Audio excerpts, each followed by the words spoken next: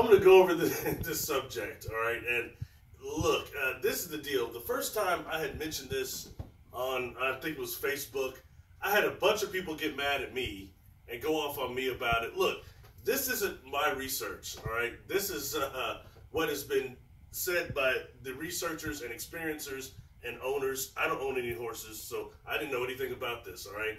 And what this deals with is what's called witch knots or horse braids and Sasquatch sexual assault.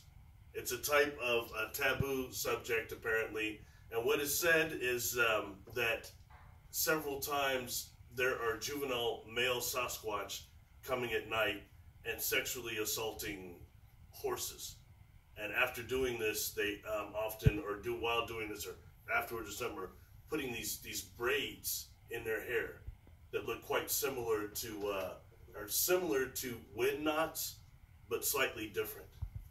And that's and so this is what I heard. I found it. I thought it was very, very odd when I heard this. But I mean, there was like Tim Baker and a few other people they're all talking about this. All right, so I had contacted Tom Powell and asked him after everybody went off on me. I said, "Well, is that true?" And he said he'd heard it definitely, and it's kind of not discussed much. All right, even to the point of where I think his daughter works with horses, and he'd ask her about it, and she tried to dismiss it too, or something like that. He was saying, all right. So anyway, oddly enough, all right, if you look at M.K. Davis's work, he did a deal on the Patty film showing that what appeared to be a braid coming down the back of the Patty Sasquatch.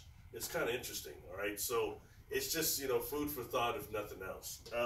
They also describe these handprints that are seen on the back of the horses and how the horses start acting really odd after these assaults happen. And when I posted that on Facebook, I had two people that did get mad at me. One of them said that she owned horses and they had these weird wind knots on them sometimes that weren't normal wind knots, and that they were behind a fence that was open to like a valley or something.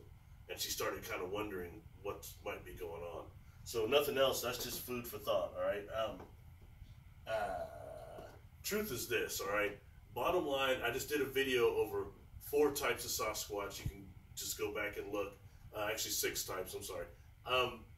We don't know that much about them.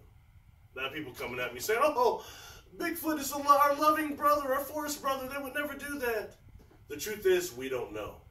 And what these people are saying, we don't know that much about them. What the researchers and the experts are saying is that you have these juvenile Sasquatch that are sexually denied by the alpha in the family or whatever, or they've got alphas that are denying them, so they're sexually frustrated and they're going and taking out on these horses. Now, I don't know if that's true or not. This isn't my research. It's what they're saying, all right? So don't come at me with it.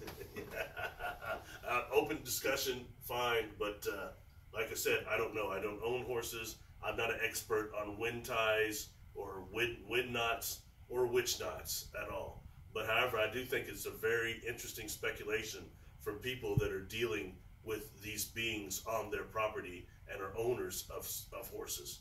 I think that's interesting. That's not just coming out of nowhere. There's an origin from this from somewhere. So I think it probably is worthy of investigation, if nothing else. You know, I mean, people are always anxious trying to get genetics and getting genes and DNA. That might be a way. Who knows? Just food for thought, if nothing else. I wanted to throw it out there. I appreciate everybody subscribing. Please subscribe to the channel. I appreciate those people that went over to Patreon with me. They're helping me make these videos now that are on YouTube. Thank you very much. I appreciate you. You can contact me, BarryLilton13 at gmail.com. Peace.